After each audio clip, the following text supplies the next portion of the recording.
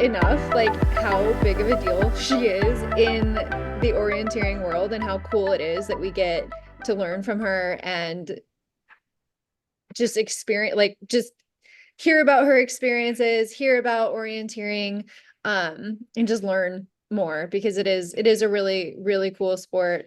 I've been trying to go to the meetups in town here in Tucson, and it hasn't worked out yet, but I want to go. So this is really exciting, and this will like motivate me to get to the next one. Sunday at Lincoln Park, Wait, really? your neighborhood. Yeah. Oh my God, I'll come. Yes, absolutely. Cool. Awesome. Okay, well, thank you for the introduction here. Let's see, we've got a little crowd. I know that we wanted to do like not talking at people, right? We want to be discussing. I can do a lot of talking about orienteering, but I thought would like to start off by having everybody just write in the chat. When you see like Kristen writes up the like race recap for the weekend and she's like, Christina ran orienteering races. Like, what do you think I'm doing? Like, what is that to you? Because like usually I find that people, even when they think they know what I'm doing or what it is, like it's not, there's usually some unlearning to do or learning to do. I'm really curious what everyone thinks orienteering is, like what I do when I go run an orienteering race. So if you just write like a little an answer in the chat and that'll get us started. I'll know where to go from there. I'll just say what I think out loud. You can also say it.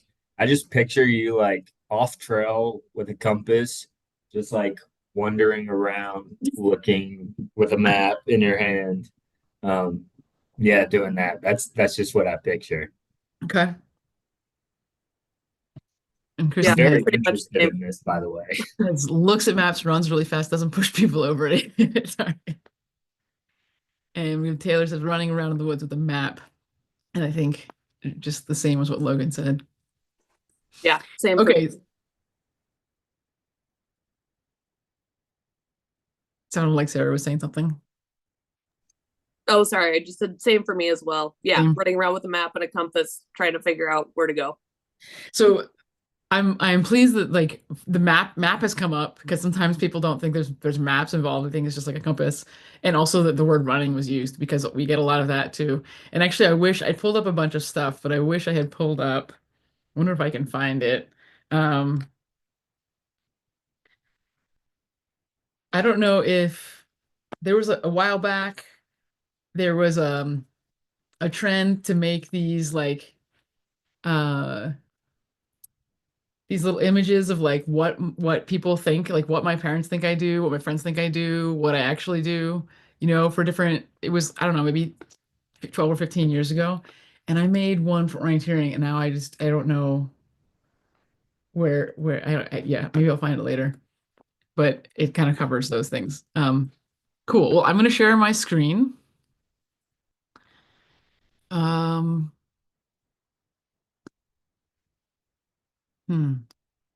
Maybe. Let me see if I need to make you a host. No, I have a new computer and I didn't have Zoom set to allow access to my screen, so I have to actually quit and come back. Gotcha.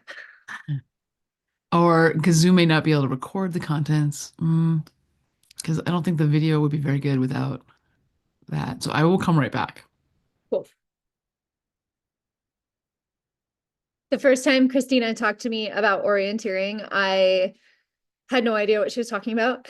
I had taken like one of those REI classes where we just wandered around this field in South Boulder with a map and we had to like try to get to one spot from where we were. And it was fascinating. So I kind of thought that it was maybe a little bit something like that, but just like slower. And then when I actually understood what it was, it blew my mind because it's hard for me to like eat a gel and run and breathe at the same time. Like I can't imagine reading a map and maybe eating and running and trying to navigate at the same time. Sounds so hard to me. Cool. Okay, do you guys see my screen? A screen? Yes, ma'am. It says orienteering. This is different from, I'm used to Google Meet that shows you it shows you what you're sharing. I don't see it when I'm sharing. Yeah, it has your Google Chrome and Zoom settings up. And then there's a background of a bunch of trees. Oh, so that's the wrong screen. Oh, Oh, desktop two, share. Yes. Okay. there we go. There we go. Okay. Sweet. Uh, great. So I have slides because I've done I've done like presentations on it, but I don't plan to like go all the way through them. I just want to use for a little bit of show and tell. So basically the basic idea, right? Like orienteering it's a cross-country race. It's a through whatever terrain, using a map to tell you where you need to go instead of like a course that's drawn on the ground. Like you don't have markings on the ground, your markings are on the map. And this is what people look like when they're orienteering. This is probably from a relay because there's a whole bunch of people at the same time. Usually you run alone. Um, so people are wearing funny little costumes with long pants because the terrain can be scratchy. And in fact, in many Nordic countries, you have to wear full leg covering. It's like a rule because of blood. Um, there's this idea that like if you get scratched and someone else runs through the same branches, that there was some thought in the late 70s or something that this was causing diseases, which seems really unlikely. But because of that rule, you now need to have full leg covering in like Sweden, for instance, for forest races. So yeah, people wearing protective clothing, socks that are often really thick or have like a gaiter in the front, and often special orienteering shoes that have like metal dobs in them or other kind of aggressive tread. Oop, didn't want to do that. And other than that, I mean, you're wearing running, your clothes are comfortable for running, like tech stuff. Everyone here is holding a map you can see in their hand. They probably have a compass in the same hand as their map, a thumb compass. I'll show you what that looks like later. And then they have, often on the other hand, you can see it down here, this Polish runner, a finger stick. Show you one. Something that looks like this. I don't know if you guys can see me, but it's a little electronic stick that when you get to each of the checkpoints, we call them controls, you like stick it in a little box and it timestamps and just shows that you were at the right place and in the right order. So this is basically what people look like when they're orienteering, although these are all like very like healthy looking, like shiny skinned people. So it's a good example, I guess, of your typical like Nordic orienteer. Um, there is a cool video I usually show, but I won't. I can share it if you want to see it later. This is Jerry Georgiou. He's like sort of the king of orienteering, one of the kings of orienteering. He's now sort of retired from elite competition and coaching, but he was in the U.S. training, and the New York Times did a thing about him doing his stuff. So it's a cool little video clip. Yeah. So let's see. Just a little more on the compasses. The one on the left, not something that people will use if they're serious, but what we use is what you see kind of on the right. It's a thumb compass. So that goes on. If I hold my map with my left hand, I put the compass on my left thumb, and it's right on top of the map. And the only thing I'm really using it for, and you can see that this does not have a rotating bezel, the one in this picture. If you've ever done like USGS topo work and like been out and plotted coordinates and taken bearings, like we don't do any of that. All we use the compass for is that big fat needle that points north, because our maps are drawn to magnetic north. The lines are already corrected for declination. They point to magnetic north. And all we are using it for is to keep our map oriented with reality. So that's what we've got. So that's sort of the equipment. All right, so orienteering maps.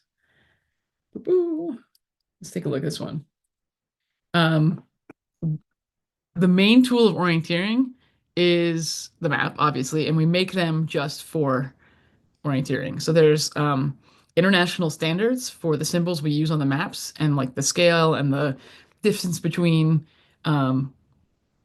symbols and like what the symbols mean. And that means that you can pick up a map in the US and run on it. You can I've orienteered in New Zealand and Turkey and South Africa, and like all these places use exactly the same standards for maps. So it can be interpreted, the same way. So they're super detailed, and that means that someone has to go out and walk through everything and make these updates. So we've got great technology now. We can make great base maps. We use like LiDAR and we use imagery, and we can use GPS to help us with tracks. But ultimately, someone has to stand there and make a decision on what things look like. So this is an example of a map in Norway. This is actually my backyard when I lived in Oslo. Essentially, I lived just off to the eastern edge of this map. You can see there's a lot of white. White means forest because that is most of what a map has. So why use ink? Like, I don't know if most of you are probably familiar with like USGS topos, which use green for forest. But because you want a map to be mostly forest and orienteering, and that would use a lot of ink and it'd be harder to read, we use white. So white means open forest. It means you can run through it at maximal speeds. It's based on like how fast you can move through the terrain. And then we have different shades of green, and that just means thicker forests. It technically means slower forest. So it's based on like your running speed. So if you can only run like 60 to 80% speed through some terrain in the forest, it would be like light green, like right here above the number 1. This is probably like tight spruce. And so a little harder to run through. And then you can get darker green. You don't actually get the darkest green in Norway. It just doesn't exist. But here in the US, if you're in Pennsylvania and there's mountain laurel, for instance, that would be dark green because you just can't get through it. It's like you would be like trying to swim over it. Or some of the stuff in coastal California has some of that. We have patches in the desert that are just dense cactus that you can't get through, and we would do that as like dark green, which is we call fight, because literally that's how you would get through it. So the map is designed to show you how fast everything is based on like how giving the runner the information they need to make a decision and find the next checkpoint. So the speed that you can go through it is really important, right? So we have a lot of the colors for that. We have other colors like yellow for fields. This is an agricultural field over on the right here. Then where it's just solid dark yellow, that's just grass.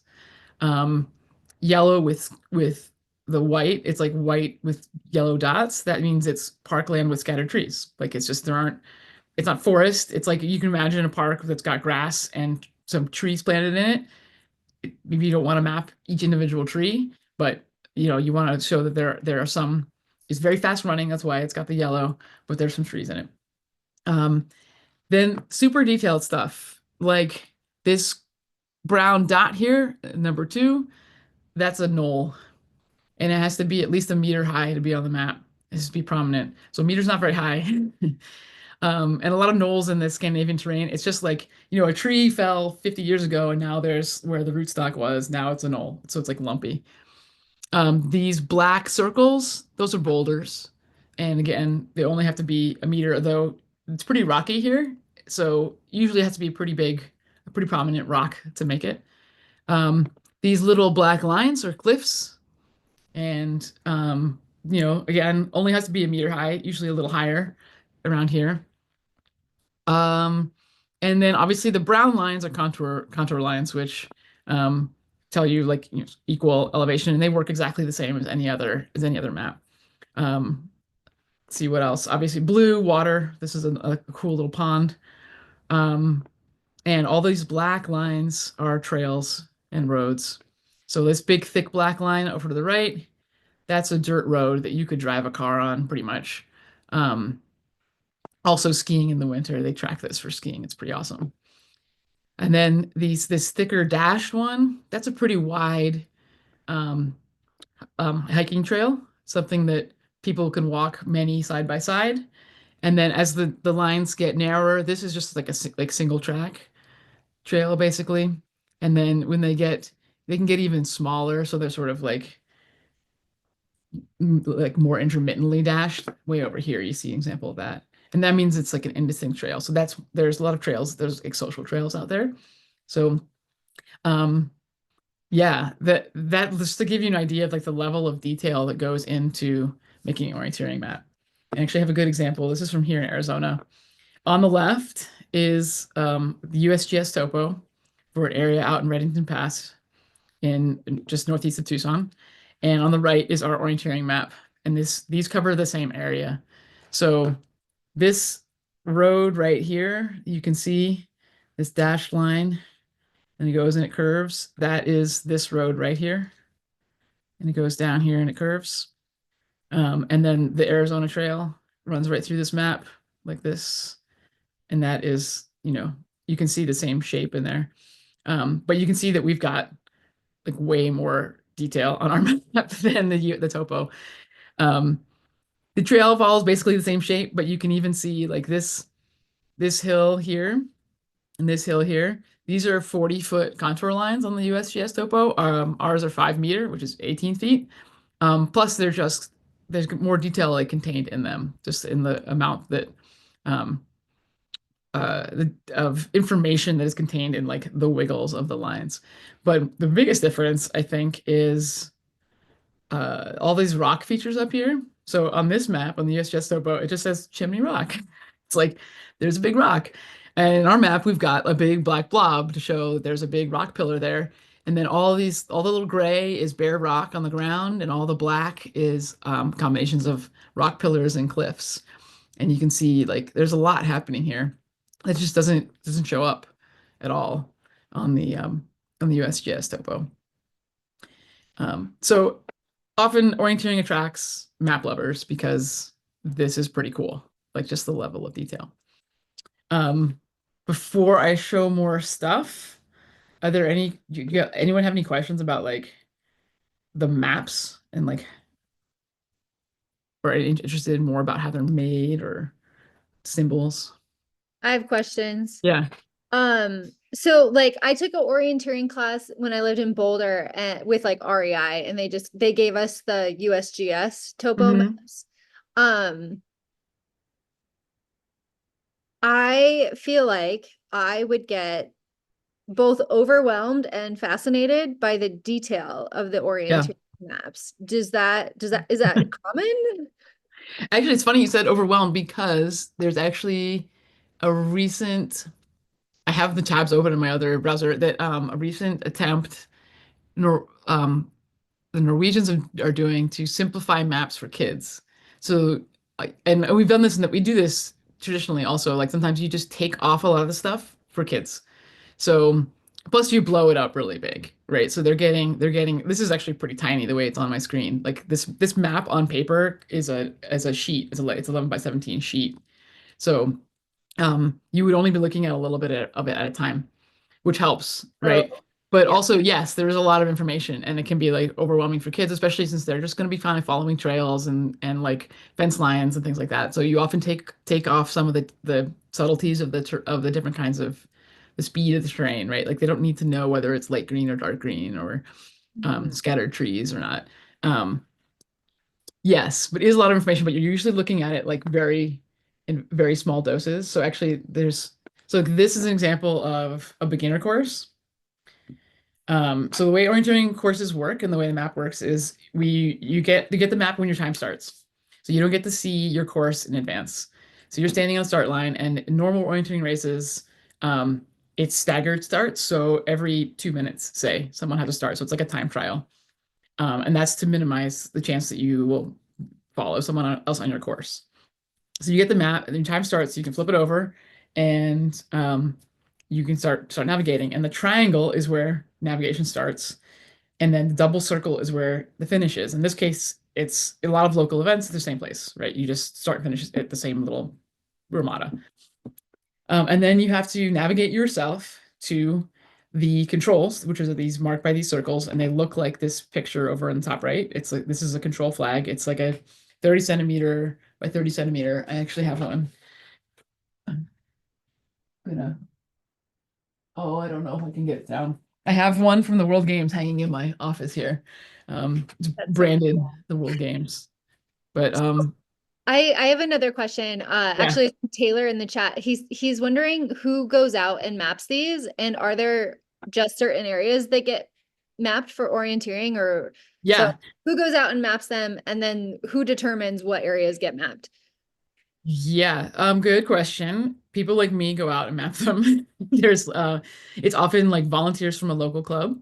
And so what gets mapped is usually uh considerations of like someone will usually go out and be like, "Oh, this place is really cool. I think we could orienteer here, and then maybe they just decide to start mapping it. It's also, for me, a lot of the considerations are, could we get permission to run here? And is there a place we can park people? Like there's like event considerations, it's like, okay, I can map this area. Like there's some places in Tucson that I want to map that we would never be able to host a big event because there's no place to put people, and or it's the kind of place like anything on state trust land, it's prohibitively expensive to get a permit. But if everyone has their individual permits, we could just have a little informal training. We don't charge money. We don't have a competition, right? So there's those considerations. We were just, after decades of orienteering in Tucson, in Pima County parks, in Tucson Mountain Park, we were just denied a permit and told we could no longer run off trail. So the event I was supposed to be setting for on Sunday was supposed to be out in the Tucson mountains, and it's not happening. Instead, it's a park in your neighborhood because I was like, well, we got to do something. So yeah, all the effort that goes into making the maps now, unless someone wants to go out and run, I mean, they could discreetly run around probably and train, but I don't know. We probably won't be able to go back and ask for permission. We got to give it a little bit of time. Yeah. Was that the Cat Mountain? Yeah. So Cat Mountain, we were supposed to run. We ran in December at Ironwood, which is basically across the street. It's on the flat stuff across from Old Tucson Studios. And then Cat Mountain is like in the bowl in Tucson Mountain Park. And it's great. It's a really nice desert. It's really great for us in the winter because it's close and we can run there. And the county's like, no. And this is a big problem in the US just in general, is permission, because there's this idea that going off trail is damaging, which sure, if you had like lots of people running the same thing over and over, you're going to create new trails, but we don't, right? We usually run in a place once, maybe twice a year, and everyone's got different courses and everyone's choosing their own route. So like we run at Catalina State Park a lot and we've had a lot of people, and there's never any sign afterwards that we've been there, right? It's just, any place that allows hunting, it's hard for me to see why they would not allow us to run around. But that's a good point. Yep. Yeah. And so like in Scandinavia, all those countries generally have the right to roam, which is that like all land almost all the land is public, and you have a right to be anywhere, basically. You can camp anywhere as long as you're more than 200 meters from someone's house, basically. Like you can go anywhere. And so it's not hard to like, they can just map everything. And in fact, they've made like, this is kind of wild. Map, and you can, with the new data that's out there, you can like auto generate something that looks good. It's not the same as someone going and field checking it, but this is the entire country of Norway in orienteering map format. So that same map that I had a little clip of this is the auto-generated version of it. So like it doesn't show that it was an agricultural field, right? And like it doesn't show the difference between where there was like real grass and like grass with trees, and like a lot of the little details don't really show through, but this is pretty good. I mean, if we've got, where was that other one? Yeah, this compared to, this area here, it's not, this is good enough to go and train and stuff. Yeah, so to actually go out and make a map, we make stuff like that, the auto-generated, and lots of different, like, what do you call it? Shaded relief, right? You do like shaded relief, and you can do intensity of vegetation and whatnot, and you have all those as your background. And then nowadays we can do it with a tablet or a phone. Like I've got an app on my phone. So yesterday when I went to update, I just was updating a map. I wasn't making it fresh. So I have a little app on my phone that there's like orienteering cartography software. And I have this little app on my phone where I can transfer the project. And so I don't know if you can see it because I got the little thing, the like background hiding thing. But yeah, I have a little app on my phone and I can make notes on it. Basically, it's got different colors. And so I can draw on it. And so I've drawn in where there are fences like inside the dog park. So I drew those in. They didn't have those, and like the path that goes around it. And so I just put like a little color and sketch it, and then I can upload it back from my phone to the cartography software and make the updates on the actual map and draw them in. But yeah, so it's a lot of times it's volunteers from clubs doing it. There are a few people working professionally as mappers in the US, only like 2 that I trust to make like a competition map, right? Like as opposed to like just a a little like we've got a couple people in the club who are starting here in Tucson who are starting to make maps, and they've made a couple park maps, and that's a great they're doing great and they're starting out, but like they're not able to go map this a place like this map here, like a big area. Yeah, so we're looking at see like beginner course. Yeah, so does that answer questions about the maps and like yeah, yeah, thumbs up. Okay. Yeah, that's wild. I feel like one of the things that I think about with orienteering is like how if you wanted to do like a big off trail adventure, or like if you were interested in like the Sierra High route, like you would have to have some like orienteering knowledge. Um, so could you go to that website and like type in Sierra High route and have like an orienteering map be made, or like how would something like that work? Is Yeah, that so for something in the US, because we don't have this, right? This is just Norway. And like yeah. and a couple other countries have done it. I'm working on an Arizona one, but we don't have data for all of Arizona. Like this data, it was easy for Norway to do it because they have not only is the whole country covered, but it's all covered by like one project. So it all has the same projection, it's got the same density of points, right? Whereas in Arizona, we have like a mishmash of like there's a fire somewhere, so then the FEMA does a run and it's like this weird shape that covers where, and then like when another project comes in later, they're like, well, we don't have to do this little bit because we already got that 2 years ago.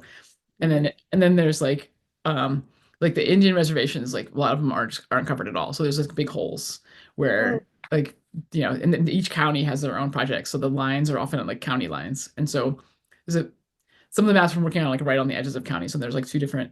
So someone can do something like make a map like this of an area as long as there's data for it. And they can make a quick, I call these like quick maps. And that would be enough. If you're going to do something like that, then this would totally be enough, right? It gives you like way more detail than the USGS topo. You don't need to have like every 1 meter knoll and like little cliff drawn in there. You just want to see like the trail, where the trail goes and like how much up and down and like, yeah. And so you could make something like that pretty quickly cool. as long as there's data. Yeah. It used to be you had to pay for someone to fly over the area, take photogrammetric photos, and then you would send those to some guy in Norway who would sit there with his photogrammetry tools and draw a base map for you.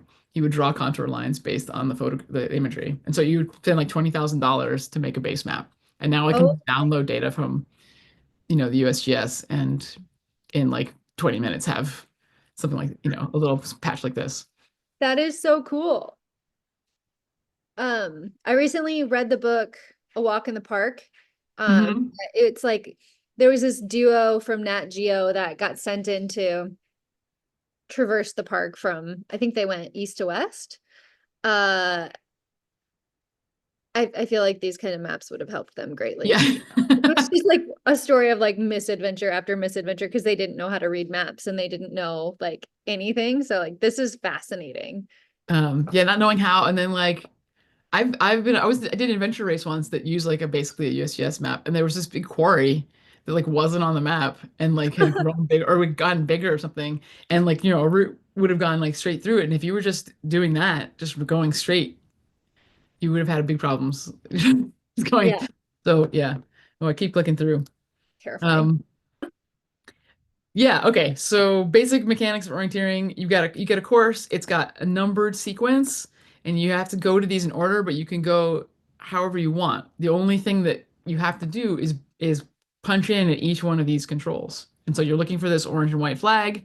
It's got a little electronic box so you can like check in. Nowadays we have like touch free, so you can just kind of swipe your hand by it. So you can keep running, which is great. Really nice in ski orienteering and mountain bike orienteering, because having to like stop to punch is not cool, especially if you're going downhill. So this is like I wouldn't say a true beginner course. It's like an advanced beginner course. You wouldn't give this to an 8-year-old, but you'd give it to a 12-year-old, maybe. Um, so you can see that all of these circles are centered on a feature. So in orienteering, we're never just looking for a flag in the woods. We're looking for a feature. So either a trail junction or a tree or a building or a boulder. It's some kind of feature. And then in advanced courses, the flag itself will usually be like behind the feature. So you need to see the boulder and then it's on like the backside. Um, So this course is actually weird because the sixth one looks like it isn't on anything, which is it's just wrong, unless I'm just not seeing anything. But yeah, so it's up to the runner to figure out where to go. So here's like this one's on a tree next to looks like a parking lot and a path. And then the next one is at this junction of this stream and a little trail. So a runner, a beginning runner especially, might, follow this trail till they can see the stream and then run alongside the stream to the next trail. That would be a perfectly valid way of doing it.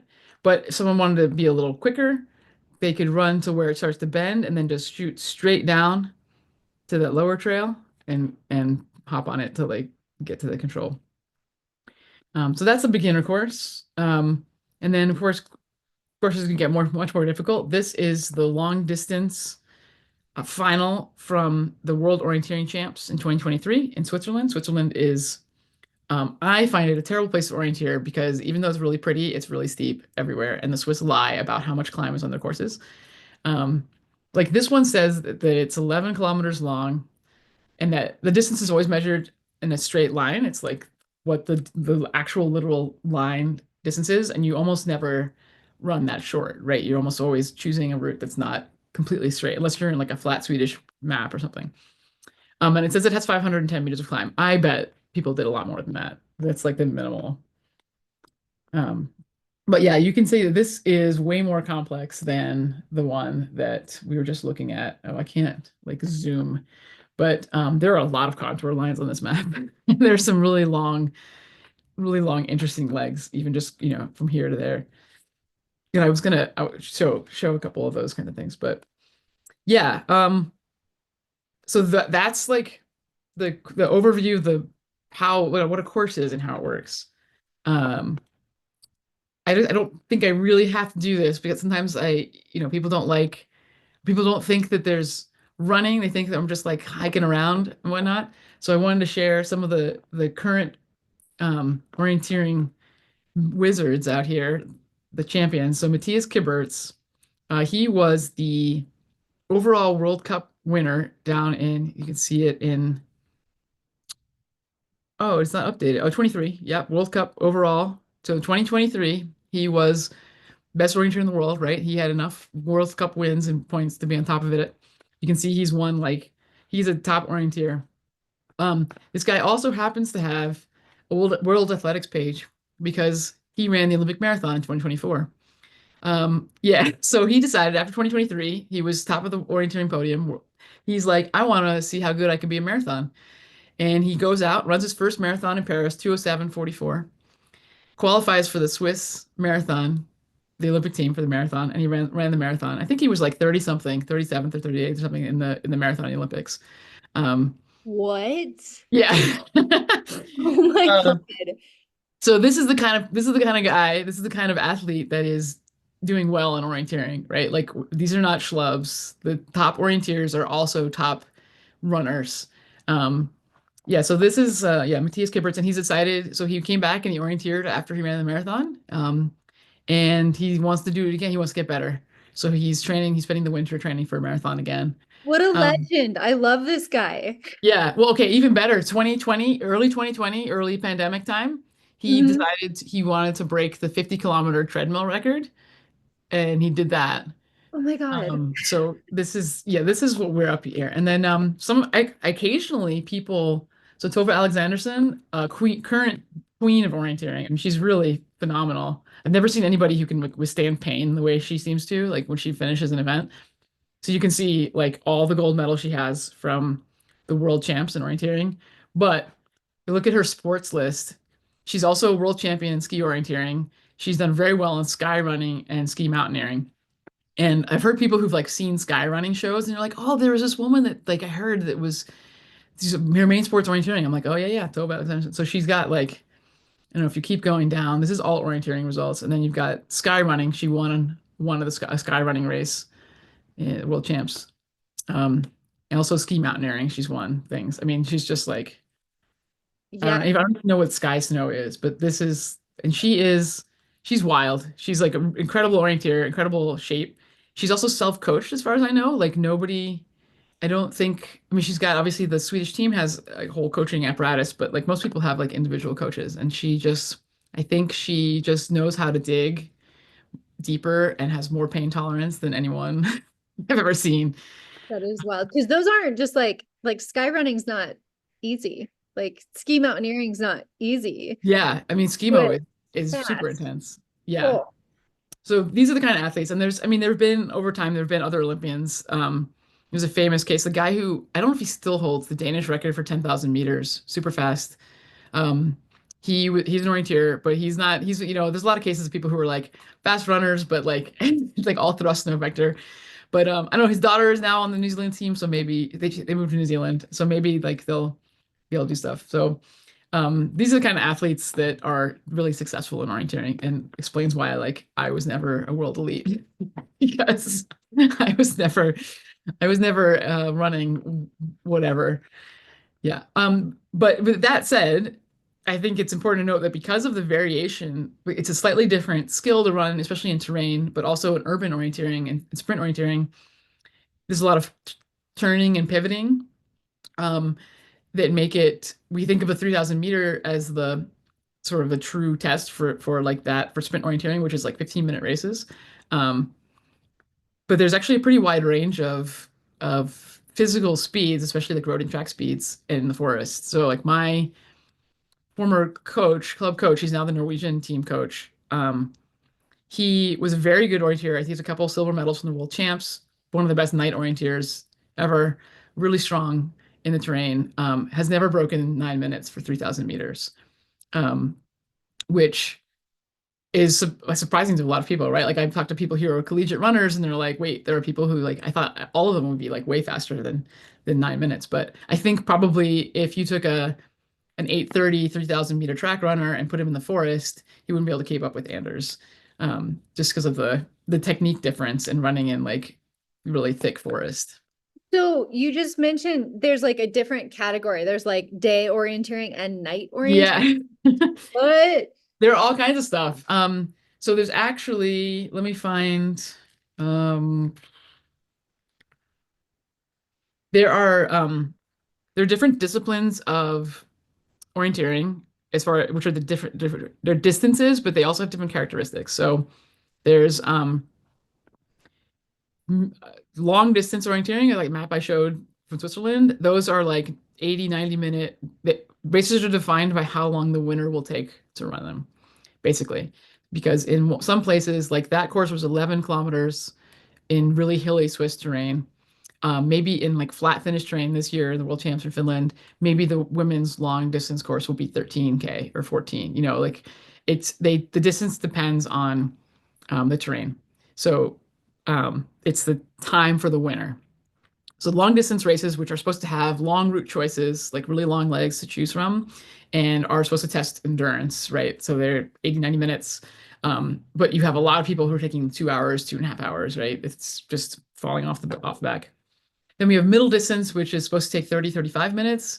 And it's supposed to be very technical. So it's supposed to have a lot of details, a lot of changes in direction, more of a focus on like the heart of like hard orienteering. And then there's sprint, which is usually in an urban area. So think like an old European city. And it's supposed to take 12 to 15 minutes, and it tests really fast decision making. So you may have the same number of controls on a sprint course and a long distance course. So if you have like 20 controls on a sprint course that takes 15 minutes versus a 90-minute, course taking 90 minutes, it has 20. And so the idea with the sprint course is that you are constantly having to like make decisions very quickly while running.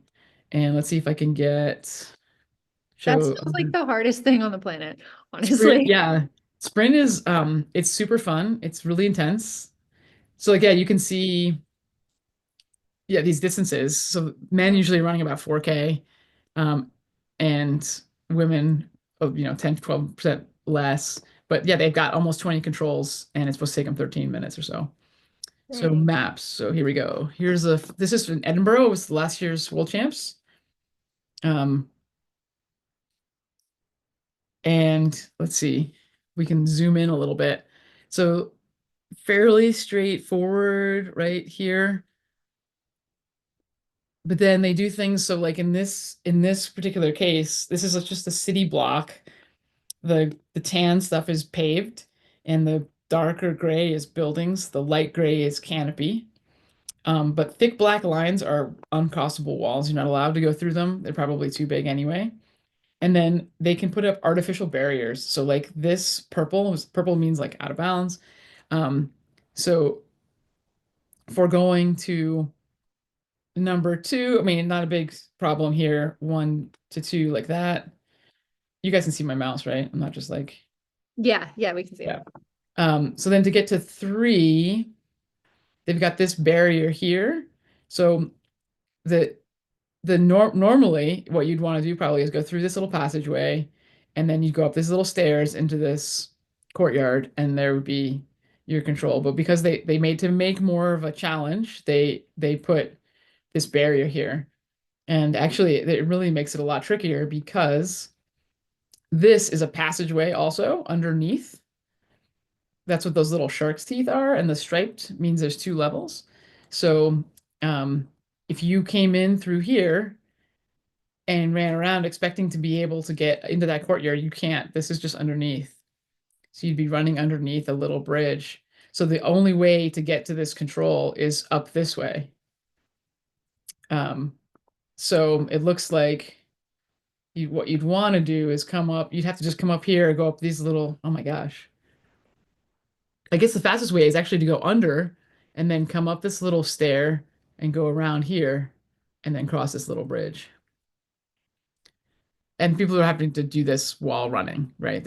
Yeah, I was gonna say people are having to like read the and map. they're running fast, right? These guys, because if the courses is like 4K for men, and that's in sprints, they measure the shortest runnable distance. So it's not the straight lines, it's like actually avoiding buildings.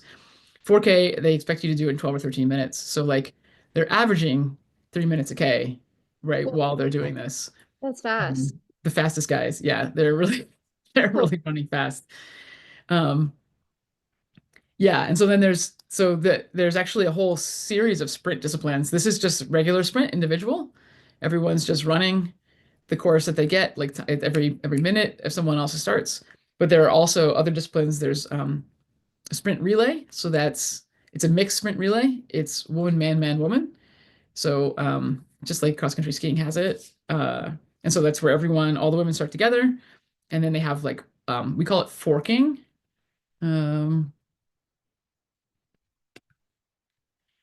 Where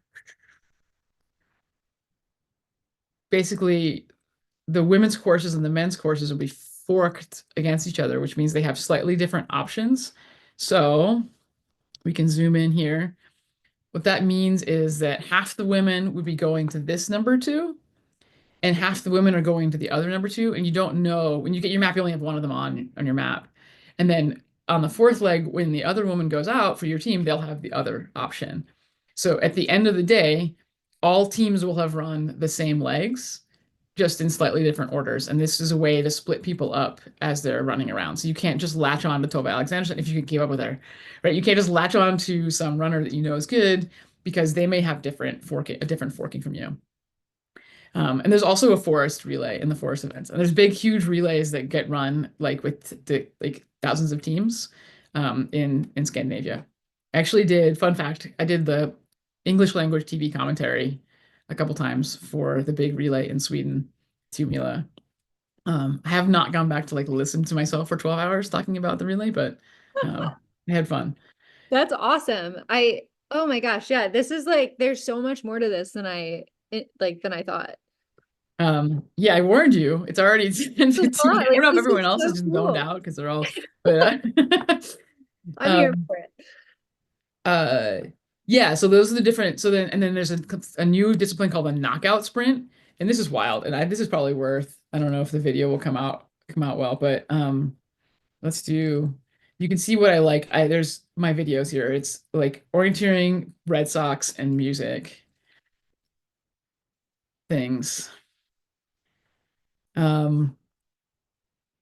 It highlights the knockout. So the knockout sprint is this new format. I mean, it also comes from skiing, I think. So you have 6 heats of 6, and they start at the same time. And it's the first 3 who finish go on to the next round, and it's like an hour later. and then the next round, it's like the top two finish go to the final. It's like you have quarterfinals, you have a qual heat that determines your first 36, and then you have these 3 rounds, and it's like each time you get knocked out, so you have 6 in the final. So you're racing 4 times in a day, and they're a little shorter, but That yeah, sounds exhausting though, because these guys are moving fast. yeah, it is. I think being able to recover between races, right? Yeah. Like knowing what to do with your legs and how to eat and stuff to run basically a bunch of 3,000 meters like in one day. Yeah, it's like a high school track meet. You're like Yeah. in events and like But with like distance events over and over. yeah. That is so cool. Yeah, and so there's the strategy in the knockout, right? Is sometimes you just want to hang on if you think you can outsprint someone, but like you might want to take a chance on a route somewhere to get ahead because all these people can run, right? You don't know if you can outsprint. So here, like you see people like fighting to get to be one of the last Oh, that's so few. cool. Yeah, and I feel like even like everyone saw the video of the men's race at the Mammoth Trail Fest this year where the guy kind of like edged the other guy out. But I feel like in orienteering, you're like all elbows and just like fighting to get through. Yeah, there was actually a little controversy in this year's knockout because some guys got like elbowed and knocked, and they ended up letting him go through Whoa. into the next round, but they didn't take out the guys who shoved, right? So then now, and then because they didn't want 8 people in one heat, they put a guy in a different heat than was different from what he was qualifying for. So then all the guys in that heat now had another top runner, and there was a bit of controversy over it because the decisions have to be done quickly because it's all televised, and like they're like we need the time to happen. So it's like some quick jury makes this call. And so knockout is it's tough. It's only been a couple years, and it's really hard to be fair, Yep. right? I Because can see there's that. little things that yeah, especially in cities where like it could just be someone bumped into a pedestrian, right? Like they're not closed. So just Mhm. 2 people. So um yeah, and then like there's night orienteering, which is Scandinavia is by necessity. Like you get home from work, it's dark. So training in the winter is at night. So I did a lot of night orienteering when I was living in Norway. And the big relays all run overnight. So That's wild. I feel like that would be a really good way to like train for something like Barkley or Tour de Jean or yeah. Well, 100. lots of orienteers have done Barkley. Actually, one of the finishers last year is an orienteer. Oh, that's Um, amazing. It doesn't surprise me at all. I feel like you would, yeah. you know. I mean, you have to have the like I can run like 100 and some miles thing going too. But yeah, so this is what the start of those relays are. It starts at like 9 o'clock at night, and it's like a couple thousand guys all running with headlamps. You say running, but they're sprinting. Yeah, well, they're trying to get a good position in the beginning. They're running hard. Yeah, cool. All right. I wanted to show we have a little bit. So one of the things orienteers do, we use the map to navigate, but most of us have some kind of GPS watch, and we'll record our routes, right? It has to go on Strava, but that means also that we can plot a our route after we've run and like watch dots on a map. So That's so cool. this is from this past weekend in Georgia. Okay. Um, and this is an app called LiveLox, and it's where you can like upload your routes and compare it with other people, and you can do lots of cool things. You can go leg by leg, and so you can see each leg and all the different routes people took, and you can also see then what the distance people ran was and the pace they're able to maintain for that. And so you can sort of analyze whether you took the best route and compared, like, if you know how fast you are compared to some of these people, whether the route you took was worthwhile. And you can also just watch the dots, right? So it's kind of fun, right? Just to like Oh, see that what is so everybody did. satisfying. Yeah. And it's Yeah. like bing, bing, bing, each time everybody hits one. Bing, bing, bing. Cool. Yeah, so it's fun just to like watch the dots, but it's also really useful as like an analytical tool. So we can see this is where like the data nerd, I think there are a lot of like runners who are like nerds about their data, and That that's good for orienteering. So this kind of analysis is really common. You got like a table with all the split times. Cool. And so I can look through and I can see actually this day is not so bad, but like looks like number 11. I had the 10th fastest split. I was a minute slower than the fastest on that one. Now, okay, the fastest on that one, Anna Green, she's very fast. I would not expect to run the same as she is, but I'm not that different in speed than I'm only a little slower than Joanna Fleming. And I was, 40 seconds slower on that leg on 11. So it might be interesting to go look at leg 11 and see what I did and why. Aha, okay. So I can turn everyone off. And so this leg, this is a little ditch. This is like a junction between two little ditches. That's where my number 10 was. And then number 11 is at a a trail junction. So it's not a hard control at all. It's actually kind of weird on an advanced course to have that. Um, and looks like the way to do it, this is like a little drainage, right, with a stream that goes down. So I don't really want to go like down and then up again. I kind of want to go up as quickly as possible to like the road and then the trail and then punch my control. And if you look at the leg, so we can look at like Anna and Joanna and me, I had the slowest time on that leg. And you can see that what happens is that I ran right past it. So Oh, I did what I actually contoured around. So I was like, I was like, I don't want to go all the way down, all the way up. So I kind of went over this little hump and like contoured around. And then I saw the control and I thought, oh, that must be a white control. It's on a trail junction. And thought that my control, because of the way, I don't know, I guess the way the circle, I was expecting it to be like on a ditch or off the side of the trail. I just wasn't paying, it's the end of the race. I'm tired. I'm not paying full attention. I literally just ran past it and then I was like, wait, what is happening? And turned around and punched it. So that's the explanation for why I had that slow oh on that man. one. That like I feel like that's like the perfect example though of like how difficult it is to like think through these things as you're physically doing them. Like that sounds so hard. Yeah, and this is like probably the easiest leg on the course because it was literally on a trail. Like all I had to do is get to the trail and you go to the thing. But Yeah. like if your brain, this was how long have I been running? 40 minutes maybe, but running pretty hard, third day of racing in a row.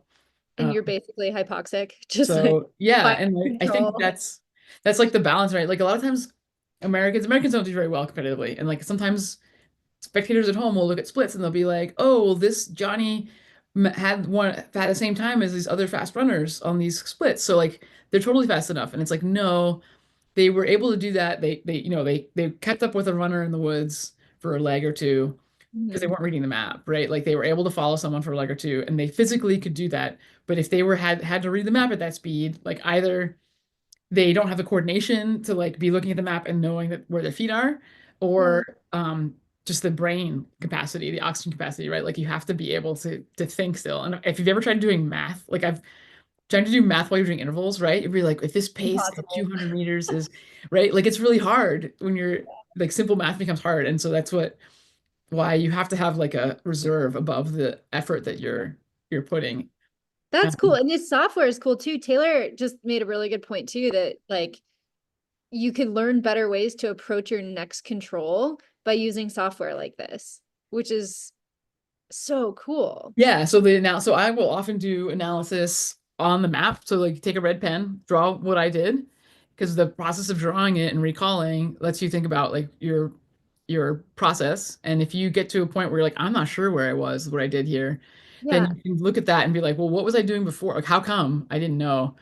And then what I'll do is write next to each of the descriptions for each control. Each control has like a description to tell you like what number code it has and whatnot. I write like why I lost time. And often, like at this weekend, the main reason I lost time, that one was a little weird, was poor direction control.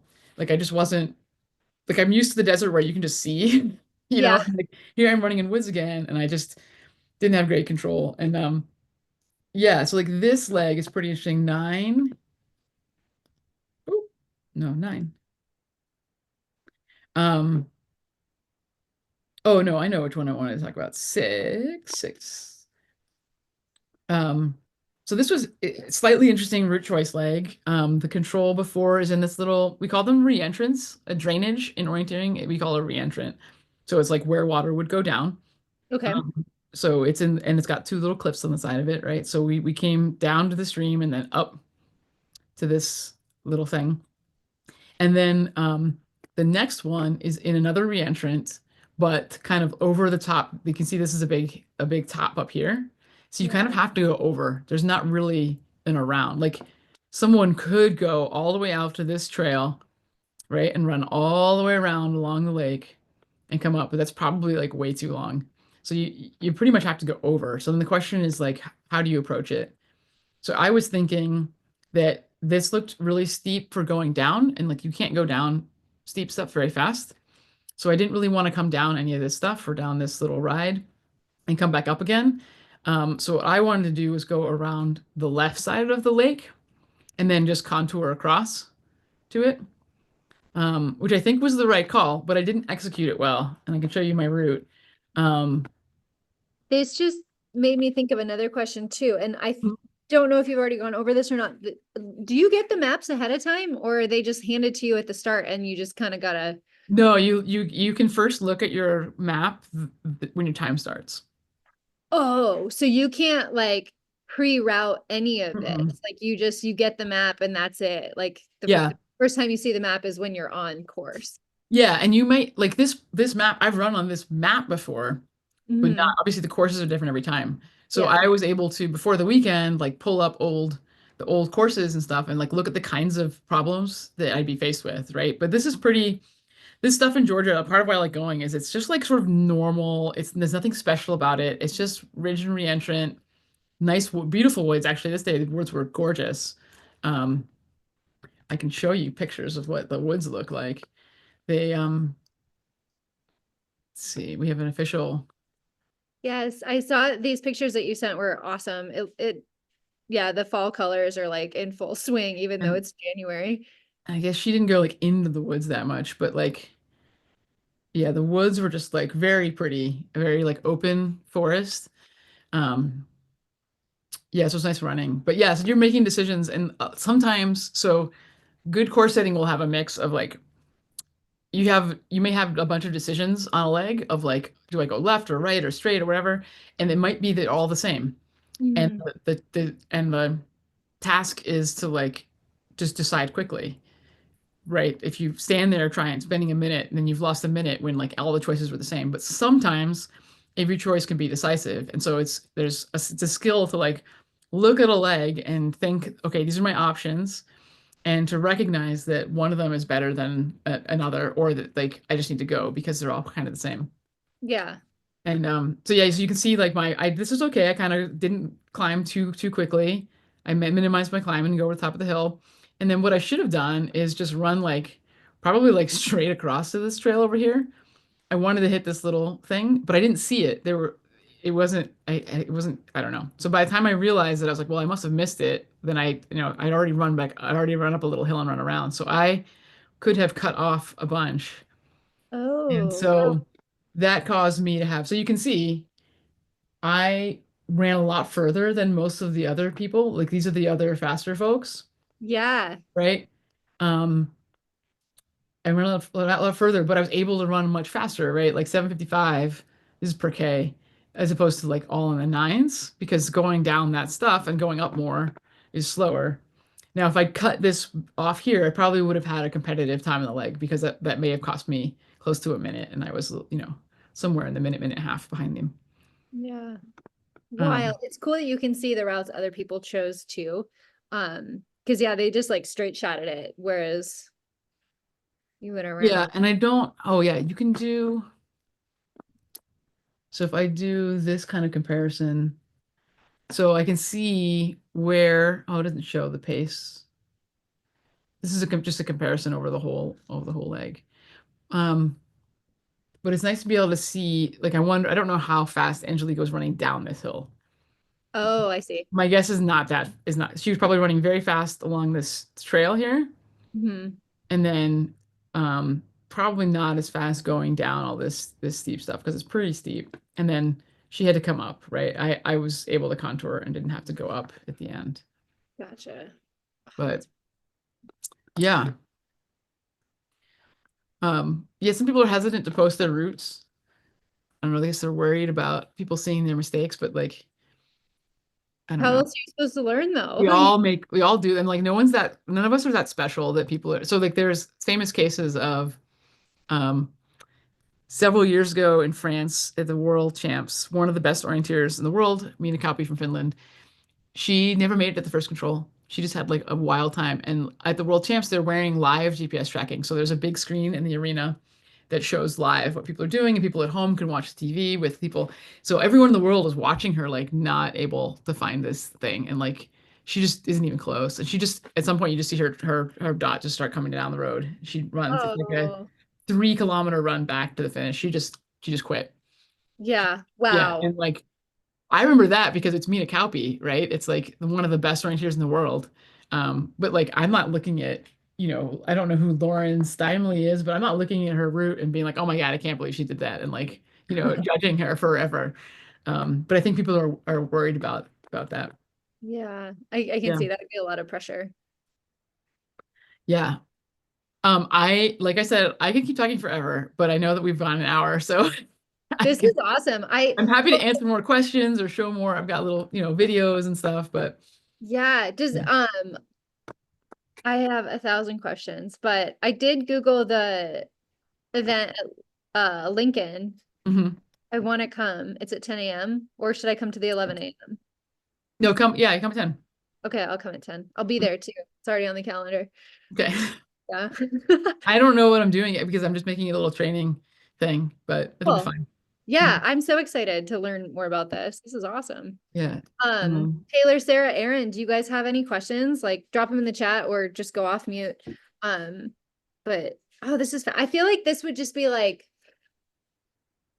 Trying to get the volume down here. so helpful for all of the things. I mean, like if the apocalypse happens, this would Right. be helpful. If you want to do Barkley or like a big FKT off trail, this would be helpful. Like, but this is all just like this. I feel like people who think of like trail running, like I think people think of this, Right. which I is think it's, yeah. so much harder. Yeah. I've pulled up a video. This is a very famous map in Sweden that's pretty flat and lumpy. Mhm. And he's from a big famous orienteering family. But these are cool videos because you can see the little dot, like, and you can see what he's running over, Oh, as he's wow. doing it. Yeah. And the things that he's looking at. So he's about to cross a little marsh, and so that's what he's running through a little marsh now. And then there's that's yellow hilltop, yellow meaning open. Okay. So that like gray thing is mapped as a little yellow hilltop on here, and he's got another one. Yeah, so it's yeah, these are really cool. Yeah, I think that I mean the level of skill you need to be really good at orienteering is like far beyond what someone who's just backpacking or like trail running Mhm. needs. But for sure, going and doing a bunch of orienteering like helps with that kind of thing. Yeah, that is so cool. Which yeah, I do have I have a business plan of having a little like orienteering vacations and like training trips and stuff. Yeah. Um, so some of it is like for people who want to come and do like training camps or whatever. Um, but I think there's also a big space for like navigation for trail runners or navigation for backpackers or like navigation for women who want to hike alone, right? Like there's Yep. like a big gap between what people know how to do and what orienteering requires. And Mhm. a lot of times people reach out and they're like, "Hey, can you teach me what I need to know for blah blah blah?" And we'll be like, "Well, we do things a little differently, but if you orienting will help you, right? Like if you're going to ranger school in the army, we don't plot coordinates on a grid, we don't take bearings. Our maps are way more detailed. But if you can read this stuff, then like you'll do better." Right. But there's a gap. There's stuff that you need to learn that we don't do. So I feel like there's a space there for like for someone like me to just teach classes on that. And Yeah. then some of those more people might be like, oh wow, orienteering seems really cool, and start coming to our events. Yep. But I totally recognize that like not everyone like some runners I've in trying to recruit runners to orienteering, especially like ultra runners, and we've talked about this, that often ultra runners are like have traded some kind of addiction for running, right? Like, or there's some kind of you have like a need to get those miles in or to do the whatever workout and whatnot. And that orienteering can kind of disrupt that because like you come and the course is 5 kilometers and you're like, why am I going to only run 5K? But it might take you an hour and a half, right? If you don't know what Yeah. you're doing and it's tough terrain, like even the fast runners aren't going to do it in 30 minutes. Um, Mhm. so I think for people who have like a set in their mind of like, I need to run this many miles per week and like do this much, orienteering doesn't fit into that like lifestyle or yeah. Uh, So that's a struggle I didn't anticipate when I started trying to recruit. I have successfully recruited some runners, but yeah, yeah. there's a little, I guess, in the way. So Yeah, I can see that. I think too, like, I don't know. I feel like there'd be a good way to find a balance if you set your schedule up or like your race calendar or whatever, and you could do like have an orienteering season and then have an ultra running season, and like they would benefit the other. yeah. Like, that would be cool. Yeah, I mean, most of the Nord, I mean, the countries that dominate are the Swedes, the Norwegians, the Swiss. Um, the Russians are traditionally pretty good too. And there's some up and coming countries, but like in those countries, they ski all winter. They Nordic ski all winter, and they have like 2 seasons as growing up. And I think that that's a large reason why they're so strong, so young, right? They've got this incredible aerobic base because you can ski 20 hours a week, right, as a 15-year-old, and like people aren't running, especially not on a road or track. Right, right. Yeah. Um, Oh my God. Yeah. Can you imagine? Just like yeah. hard to My wrap best my head 3,000 around. meter my best 3,000 meter run was 5 days after I skied the Birkebeiner ski race in Norway, and I had only skied all winter. I had not run all winter. I had only cross country skied because I was like, I'm not much of a skier, and so I was like, man, I gotta do this race. And so Yeah. then 5 days later, it was March, and our club was doing an indoor track, doing the 3,000 meter, and I was like, well, I don't know how this is gonna go. I haven't been running, and like, you know, Crush. PR. Yeah. Just an So aerobic monster. That's awesome. yeah. Huh. All right, well, everyone's still here. Yeah, I think Logan had to drop for a work meeting, but yeah, this is so cool. And I know that Andrew's really interested in this too, so I'll upload this to the newsletter, but yeah, this stuff is fascinating. I'm excited to see it in person Yeah, and finally. I'm open. I don't think I'm going to be hanging actual controls. I'm going to use like pin flags or something tomorrow, but you get to see the map and stuff. But yeah, Okay. for anyone who's watching who's interested, if you go to orienteeringusa.org and like we can share this link. I am now like because I'm the communications manager, I'm the webmaster, but I did not choose the photos. So the fact that I'm in the middle of the photo when you go to the website is like totally coincidental. It feels a little weird now that like I'm the Amazing. webmaster. But if you go to the site and there's a map of all the clubs in the country, Mhm. or there should be a map. Hmm, map isn't showing up, but there's a list. That's too bad. Because I have to figure out why that's not showing The up. map shows up when I look at it on my computer. Oh, Awesome. cool. Huh. Well, that's good. But yeah, you can see there's like 50 clubs in the country. They kind of spread around. Um, Taylor, there's one in Colorado. yeah, and they're pretty active. The Rocky Mountain is the sort of Denver-ish. I mean, it covers a really wide area, but oh, I see there's lots of stuff in the chat. I didn't have it open. Oh, you're good. I've been Taylor left some comments and questions that I've been reading off. So Okay. yeah. Um, Taylor did say he's thinking about his poor ankles off trail. He just yeah, well, there are he plenty of to people who roll out. wear like big ankle. Actually, like there's a shoe that comes with a built-in. Is this the one? No. Integrator. Yeah, so orienteering shoes, I feel like I just washed out my shoes from Georgia, so I brought them in. But yeah, orienteering shoes have, so I have a pair like this.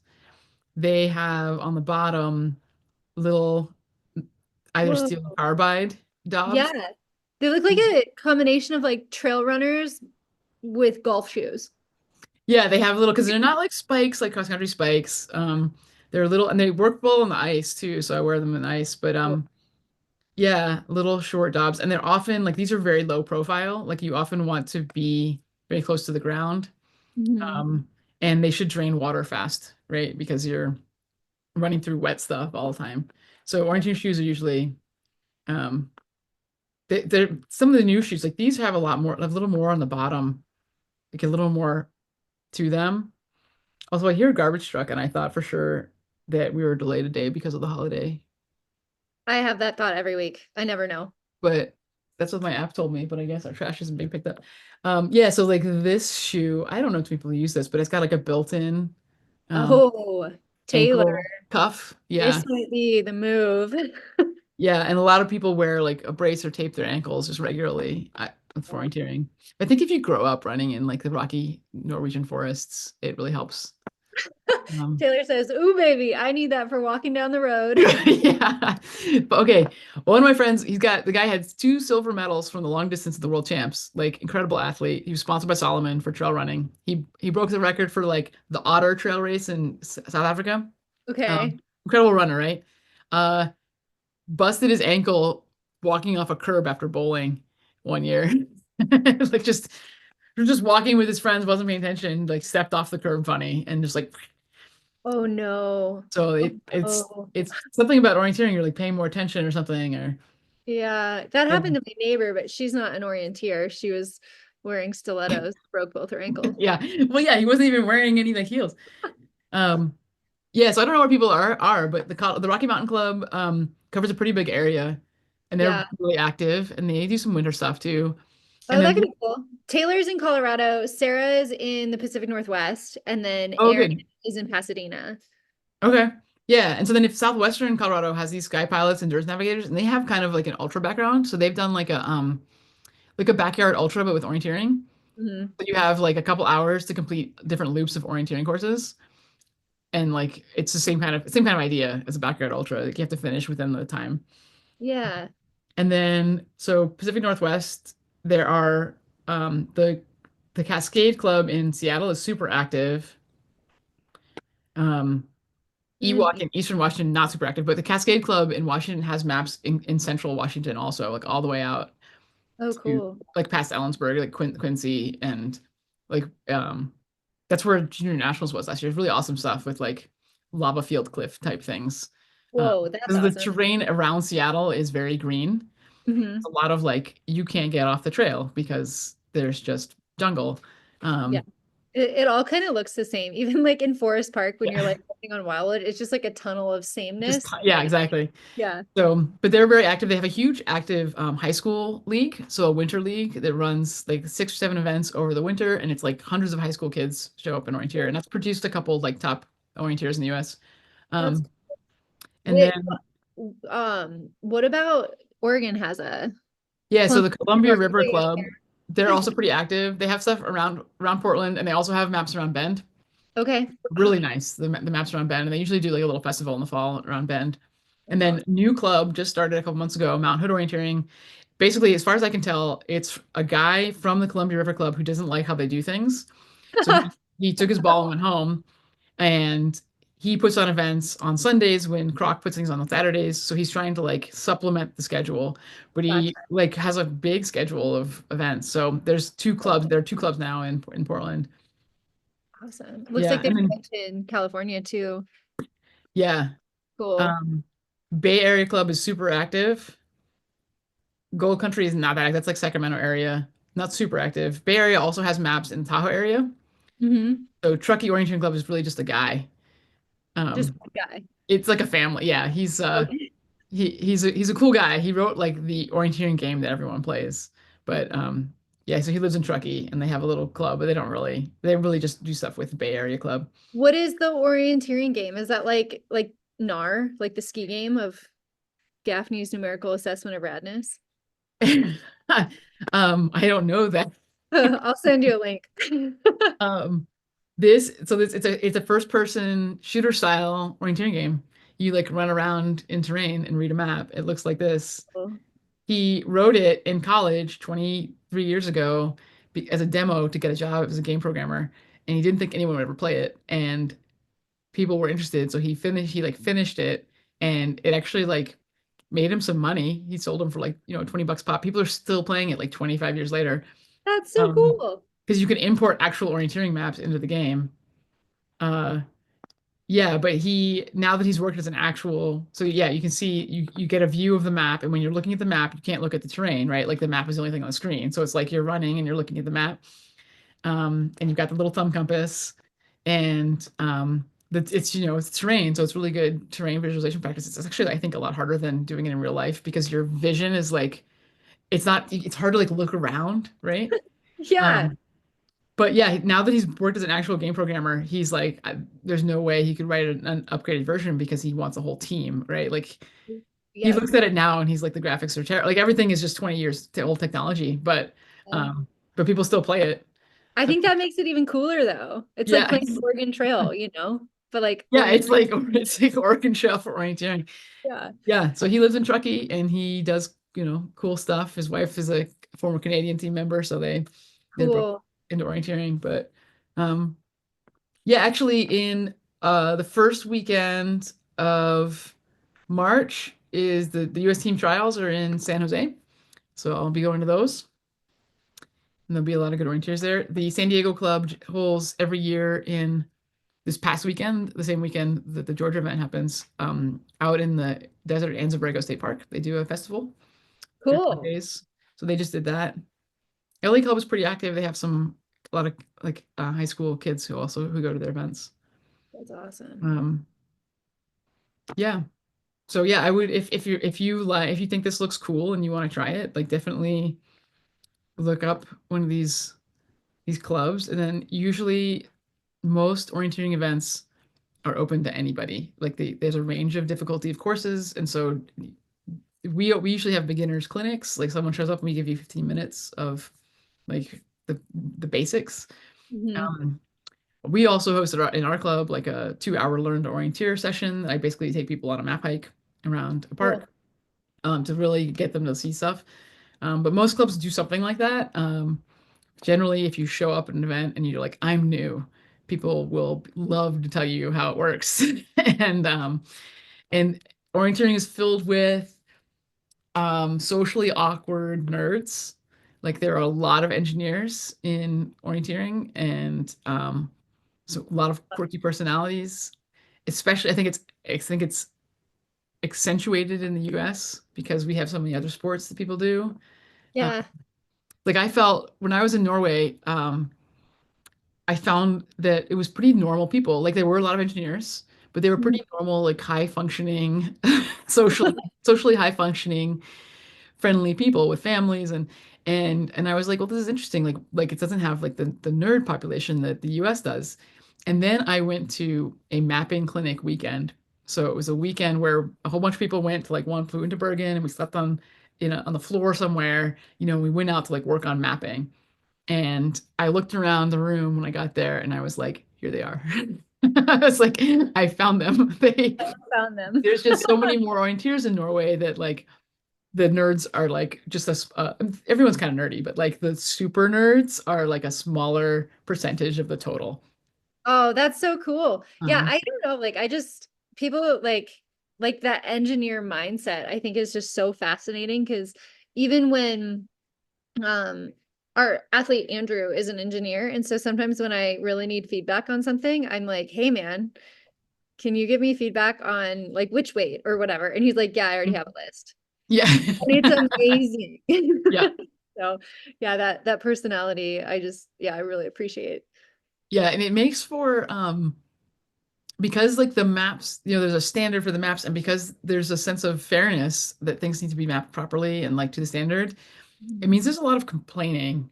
And which is not very, it makes it really hard, I think, for organizers that the first thing people have to say sometimes when they come back is like, the map was wrong here, or like, it wasn't, because that's your first instinct is like, this isn't to the spec, right? Like this isn't the way it needs to be. And I've had to train myself to not say anything, right? Like there's a place, I think that, there's probably a good route to doing that kind of thing. But um, it's something that our friend Gavin has commented on many times, that like it's amazing how much people complain. Like and having an outsider tell you that, like I had joked for years that the collective noun for orienteers should be a complaint. So Oh my like God. you have like a murder of crows and Orienteers.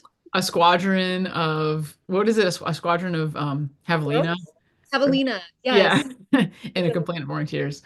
And that's like not a great reputation. Like I think that we can probably, work on not being like that. It is funny though. Yeah, it is funny. But yeah, there's something about the analysis is really nerdy and like the map making process is really nerdy. And wanting to think while you run, right? Like there's a lot of runners I've met. So there's the like wanting to get your mileage in thing, but there's also the a lot of people like they don't want to think when they run. Their run is their escape. Like they think all Yeah. day or and they just want time to their thoughts. They want their mind to wander and they don't want to listen. Maybe they want to listen to music, but like whatever it is, they don't want to have to be like, you know, Hmm. being analytical while Yeah. they're running. So Yeah. yeah. All right. Taylor just says, so I know I recognize the Skype SKYP from Oh, this some, guy, yeah. and it hosts this insane event in Southwest Colorado where you do a ton of peat bagging, and he's been really intrigued. So it looks This like Sniffles you go up one. Sneffels? Snuffle, yeah, oh, so cool. Snuffles is one of the coolest, steepest 14ers. 100-hour time limit. Oh, under 1 hour? Or 100-hour time 100 limit. hour. Okay, I was like, what? So it's a super, yeah. So these sky pilots guys, they're I think actually I said guys, I think it might be like a couple, like a married couple, but yeah, they're much more into like they they're from like the more of the ultra running side and bringing in navigation. Cool. So they don't do like traditional, I don't know that they do traditional orienteering events, but it might be appeal to like some of the people. I Yeah, mean, I think that's cool. And pretty also, intense. like, I think I'm very much the type who will like sometimes zone out on runs, but Yeah. it is also like a good mental challenge to force yourself to think through things. You know what I mean? It's like kind of like Wim Hofing it, or like if you're training for something and you know you need to get uncomfortable, like Yeah. go to an orienteering event, like Right. force yourself to think and run at the same time. Yeah, and it might make your other runs seem easier. But like, I've had friends, I've been out at orienteering events where like a course, it'll be like I'm running the course for my age group, which maybe it's like 6K, which I like to think of it as in miles. Like if I've been running, if a orienteering course in terrain is 6 kilometers, I need to know that I've been running 6 miles regularly to feel comfortable doing it, right? Like that's my rule of thumb. So I wouldn't Mhm. do a 10K. Like when I was not really running much, like a 10K orienteering course sounded like too much because I wasn't running like a lot. Um, so yeah, I'll go to these events and like I won't run a super long, or I'll be like, oh, this course just sounds so long. And my friend Boris will be like, but you just ran a 25-mile trail race. Like he's just like, I don't understand. Like you have the endurance. I'm like, it's so like I just Not like the same. thinking about running and thinking for 2 hours is like way harder than just going and running for 5 or 6 hours. So Yeah. And at least trail races are, for the most part, like well marked, you know? yeah, that you shouldn't have to think much at all, and you don't have to think much. You don't have to think about your footing that much either, especially in the West, right? Like around here, like I can just kind of run. Like I look at my where my feet are going, but it's not, you know. Yeah. I had a bit of an incident last weekend where I should have been looking where I was running and ended up falling into a cholla, which is another story for another. But my whole left side is like purple now because I Yeah, you got to aim for rocks out here, not cactus when you fall. practiced. Yeah, Yeah, I like stepped on it was like a saucer dinner plate size rock over on the Cliche Flats on the other side of Tucson Mountain Park, and it just boom came right out from under me. And I fell so hard. I thought I broke my hip, but yeah, we do just yeah that's we always a concern where I'm like, I'm just gonna break myself. yeah. Yeah, and for sure, I'm surprised. It's actually encouraging that there aren't as many acute injuries orienteering. I think it's not surprising that there are fewer overuse injuries, right? Because people are running in like really varied terrain and really shaking things up a lot and cross training. But you'd think there'd be more like acute things, but Yeah. it's not so common. There are a few horrendous ones, like a stick in the leg. There was Cool. at the relay in the World Champs in 2008, one of the runners in the lead got a stick in his quad that was bad. So the next three runners all stopped to help. And meanwhile, the fifth runner from Switzerland didn't know any of this was happening, right? Because he was further back and just kept running. And he comes through the arena, and we were like, what happened? Why is Switzerland by themselves? And like, where's Norway and Sweden and France and Czech? It was like, yeah. So the runners who stopped to help, one of them, actually Thierry, the French guy who was like the king of orienteering, he ran to a road, commandeered some kid's bike, and rode it down to the arena to get help. Oh my And like, God.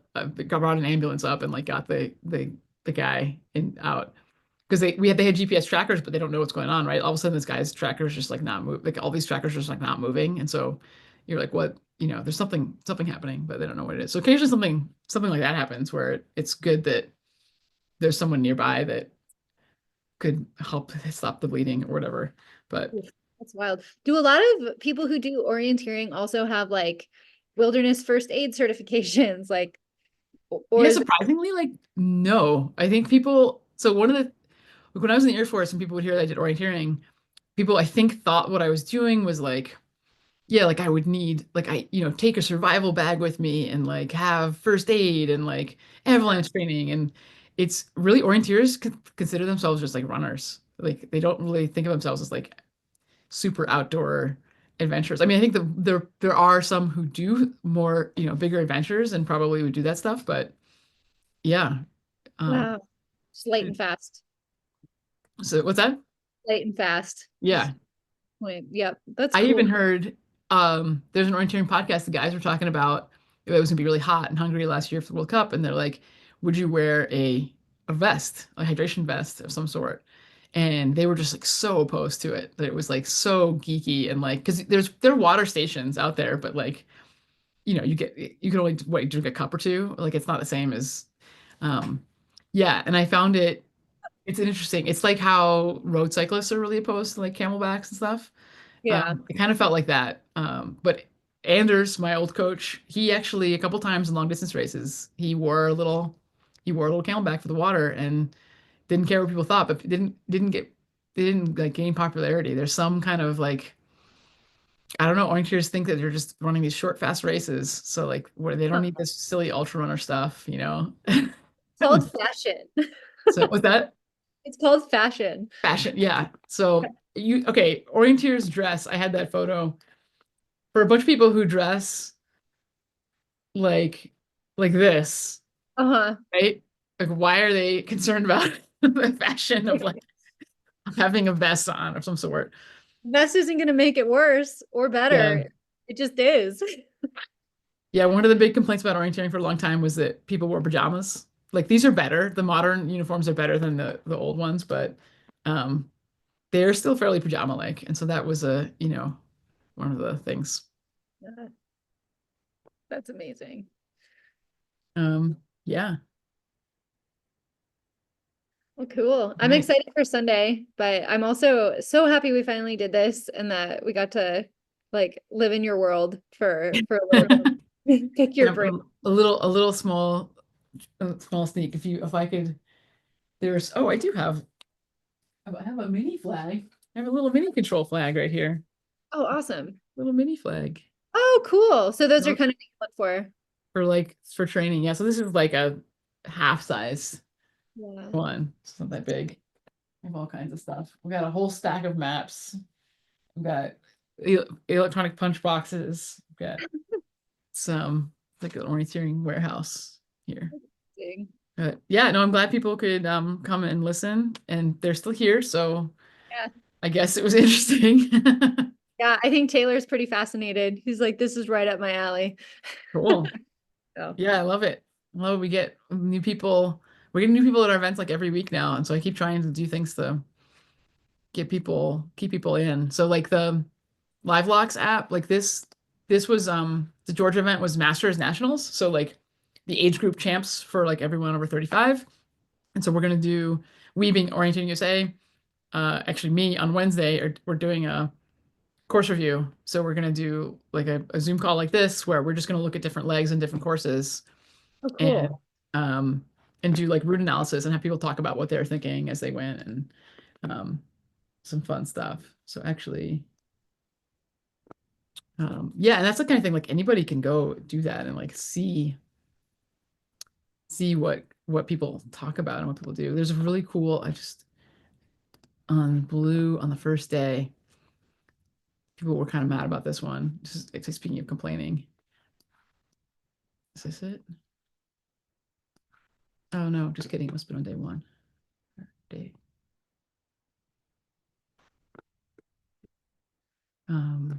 Blue.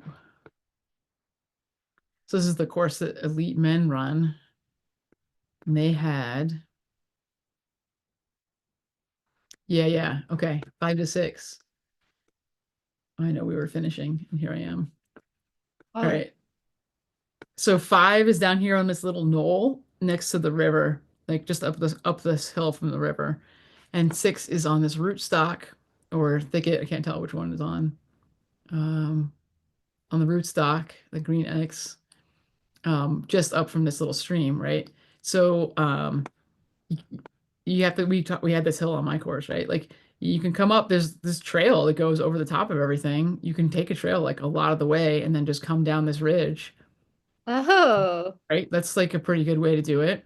But Mhm. there's also a trail that goes along the river, right? Oh, so you could All just the way along the bottom. And he goes all the way, and then he goes all the way up here, and then you just pop up, right? So a bunch of the guys took that trail around the bottom, but what they didn't realize was that you can see these little squares here. Those are stairs. oh, oh And my like gosh. here are like stairs, cliffs on top and bottom, stairs, stairs, stairs. And then it's like narrow and along the cliffs, and like there were a lot of people. So everyone who ran that route was like immediately pissed as they started running because they didn't realize there were stairs, and then there were all these people. And so, it's not shorter, it's just flatter Yep. because yeah, because like this is like a little bit over to the right, and then this route is actually maybe a little longer, but it's just a little bit flatter. So if you look at the routes, you can see the green one's the fastest one. So this Yuri guy, he's very Okay. fast. He ran right over the top, right? Took the trail and then just down the ridge. Yep. And then a lot of the slower. So like for instance, let's see. So Danny, he's probably one of the fastest guys out there, but he was what, 3 minutes slower. Yeah. And his pace, he was only able, I mean, he was running a lot slow. I mean, this is a fast guy, and he was only doing, 9.5 minute miles Dang. on that Yeah, 'cause trail this is per kilometer, right? per kilometer. Yeah. Whereas this guy was able to run faster than 8s per mile by Dang. running up over the hill and on the trail. And this guy's AJ's very fast. Oh, so AJ did really well doing the trail. He's a fast guy too, but still, I mean, 2 minutes, a 2 minute difference. And no, I don't see any like errors in execution necessarily.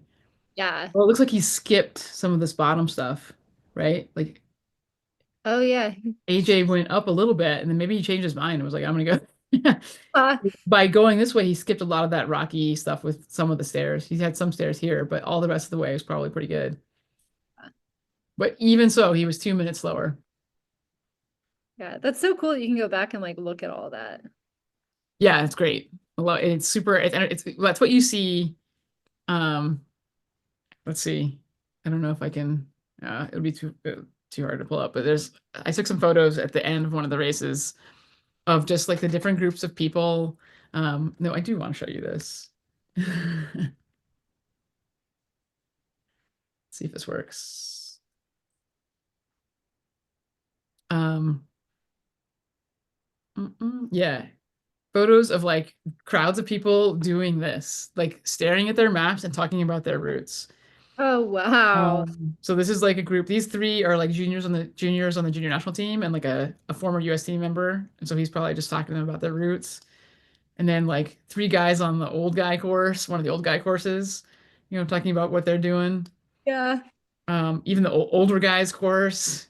This guy gets a special map at a bigger scale because his eyesight's really bad. Oh my God. So you can see this huge sheet of paper they print it Yeah. for.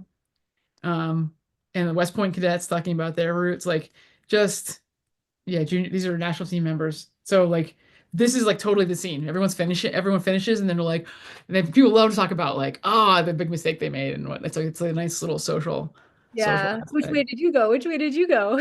Yeah, what did you do here? Like, you do the splits game where you all read off your splits and you'd be like Oh, 223, you're like 247, or like 319. Oh, what did you do? And then you like figure it, that's and cool. you have a feel for like how much slower or faster as a runner you are. Like Lily here, super fast. So if I were comparing splits with her, I would be thinking like, okay, I'm usually about 20% behind. Oh, why am I 50% behind on this? Or like, ooh, I was almost at the same times. Like, you get a sense.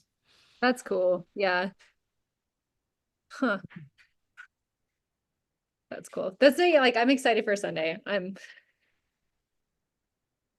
All right. I'm You, committed. you On the can get committed. calendar.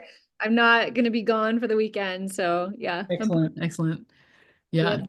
Are you going to be up at I think so. the thing about Oracle Rumble tomorrow? Yeah, I think Yeah. I'm gonna go either jump in and help at an aid station or just like go cheer for people. Yeah. So If are I you gonna didn't be up have there? if I didn't have an orienteering event to plan for training to plan, I have to update the map, and then plus I have to get out an Orienteering USA newsletter. I think I interviewed someone last night. I want to do a member spotlight every month. I was like, oh, Yeah. I'll just interview. I'll just record it and like take the transcript and like and the transcript ended up being over 5,000 words. So I'm cutting, but it's gonna take me a while to get it down to like the length people will read, right? Like Yeah. um What do you use for the transcription? we did it over Google Meet, so I just had it transcribed as Oh, we. brilliant. So you So don't I have have to. the video, and so I can go back because there's some stuff that I'm not sure what got lost in the transcription. But I was gonna do it like long form magazine style, where it has like my question and then Yeah. responses, and I think it reads really well. Like she did really.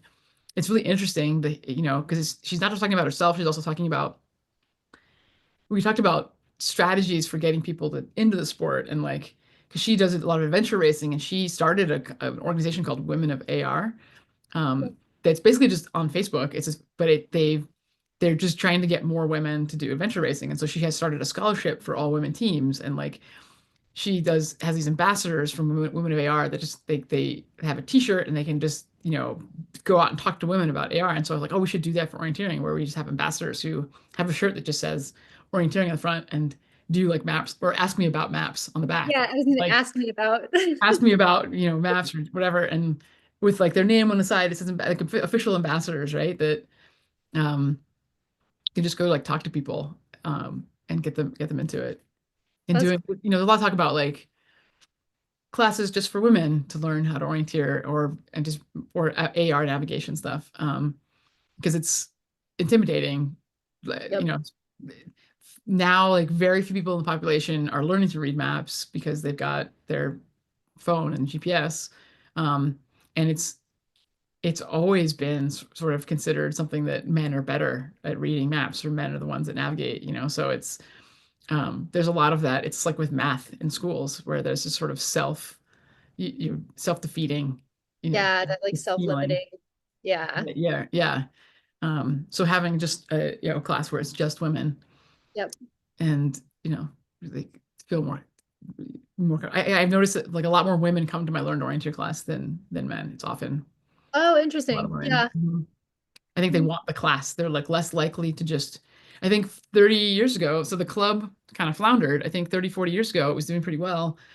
Um, because there were a lot of people who would just show up. They would drive an hour on dirt roads to some random place in the forest where there weren't toilets and show up and do this thing they'd never done before. And they could already kind of read maps. And like now, people don't want to show up at something if they don't know anything. They want to kind of be taught the class. They want to like, or at least have, instruction like videos or something. And it's much better to do things, introductory things like in the city where it's a city park and there's a parking lot and a toilet and Yeah. Oh my gosh, yeah. it's bounded by streets so that like you can't get too lost. So I think the sensibilities have changed of like what people are willing to go do. How much